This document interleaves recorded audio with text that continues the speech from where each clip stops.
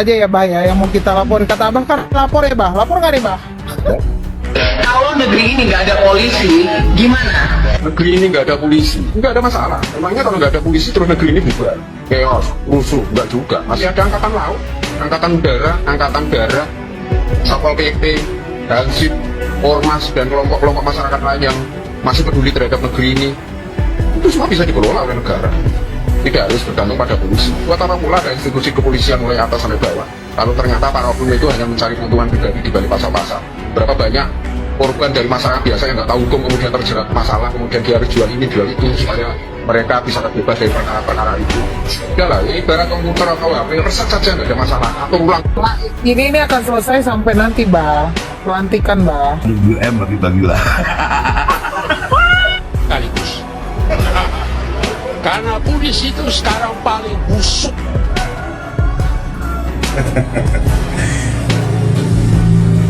Bagaimana Bapak Polisi kalau seorang Profesor Sahetapi mengatakan polisi paling busuk? Polisinya diam-diam saja. Itu ada ILC di salah satu televisi. Sampai sekarang nggak ada reaksinya. Coba kalau rakyat kecil tidak mengerti hak, tidak mengerti hukum dan tidak paham dengan hukum,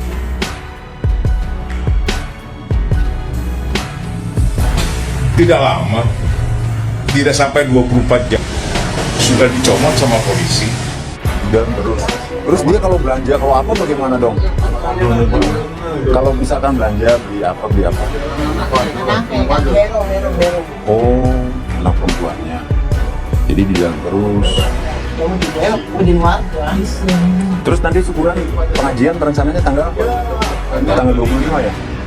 Tanggal 25 ini mau ada pengajian satu RW. Bayangin coba warga satu RW itu akan mengadakan pengajian di depan rumah Pak RT. Tanggal 25 ini. Ramai sekali. Ngomongin RT, jangan kata RT ya, yang kelas bawah. RT itu ada yang jujur, ada yang nggak jujur, ada yang baik, ada yang nggak baik, ada yang nyinyir dan ada yang nggak nyinyir. Pengalaman, rambut saya warnanya udah 2.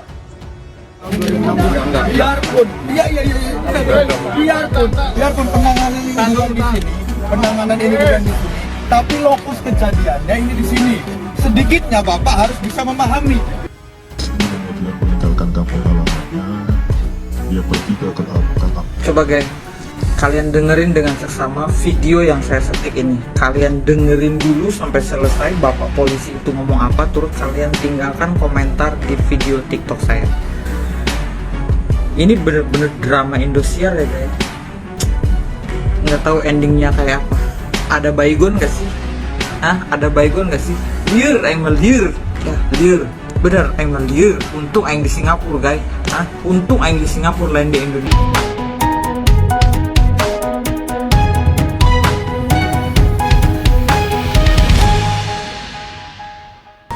Polda Jawa Barat kembali memeriksa saksi atas kasus pembunuhan yang menimpa Vina dan M. Rizky alias Eki di Cirebon pada 2016. Orang tua sejumlah terpidana pun dimintai keterangan. Berdasarkan pantauan, 3 orang tua terpidana kasus Vina adalah Kosim, ayah Eko Ramadan, Murad, ayah Eka Sandi dan Tasana, ayah Hadi Saputra. Sementara itu, pemeriksaan terhadap keluarga Jaya diwakili kakaknya yakni Mas Kana. Jadi begini, undangan yang kami terima adalah penyelidikan pasal 221 mengenai obstruction of justice, materinya kami tidak tahu, kata pengacara 5 terpidana kasus Vina, Ruli Panggabean, Rabu 19 Juni 2024. Ruli mengaku belum mengetahui materi pemeriksaan kali ini mengenai ada kaitannya dengan unsur pasal 221 tentang perintangan penyidikan. Tapi menurutnya, pemeriksaan terdahulu juga menyebutkan mengenai unsur tersebut. Di tempat yang sama, Kosim, ayah Eko Ramadan, mengaku tidak mengetahui materi penyidikan di Polda Jabar. Ia hanya menyatakan akan menjawab yang dia ketahui mengenai kasus yang telah menjerat anaknya tersebut. Melaporkan Pak Rudiana ya ke Polres Cirebon dan tadi hari ini ke Barreskrim juga. Mungkin ada tanggapannya Bang? Usai tim kuasa hukum Saka Tatal, eks terpidana kasus pembunuhan Vina dan Muhammad Rizky di Cirebon, Jawa Barat, melaporkan Inspektur 1 Rudiana ke Divisi Profesi dan Pengamanan Polri. Karena ayah Rizky itu diduga merekayasa penanganan peristiwa pembunuhan korban pada 2016 itu. Kini tim kuasa hukum terduga pelaku pembunuhan Vina Cirebon, Peggy Setiawan, berencana melaporkan ayahanda almarhum Eki, Rusdiana, karena diduga mengarang cerita di kasus yang terjadi pada 2016 lalu.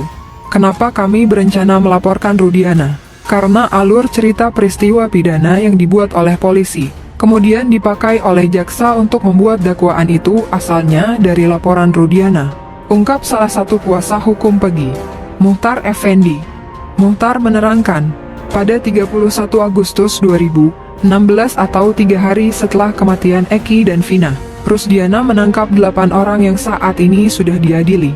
8 orang itu dianggap sebagai pelaku pembunuhan Eki dan Vina. Rudiana juga yang melaporkan ke Reskrim Polres Cirebon Kota, setelah dia mengamankan yang 8 orang terpidana itu, ucapnya. Lebih lanjut Muhtar menjelaskan, munculnya 3 nama dalam daftar pencarian orang DPO yakni Andi, Dandi, serta Peggy. Diduga dari keterangan Rudiana, yang pada 31 Agustus 2016, sempat mendatangi rumah Peggy dan menyita 2 sepeda motor. Saat itu oleh ibu Peggy diberitahu kalau Peggy bekerja di Bandung dan memberikan alamatnya di Katapang, Kabupaten Bandung. Kan? Kalau memang Peggy terlibat, kenapa tidak saat itu juga Rudiana ke Bandung menangkap Peggy? Kenapa setelah 8 tahun baru ditangkap? Selain itu, dalam berkas dakwaan jaksa penuntut umum nama yang muncul itu Peggy alias Perong, bukan Peggy Setiawan, tutur Muhtar.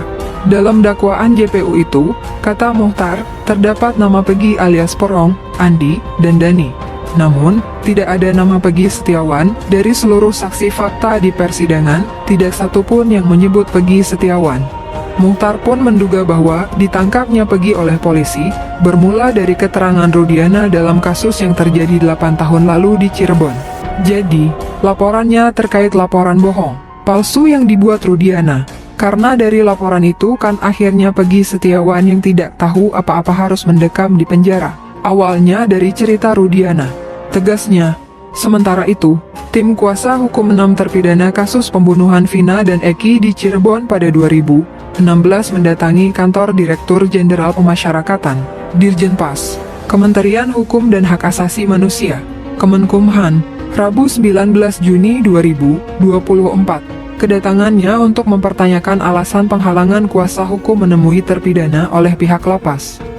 Beliau menjawab bahwa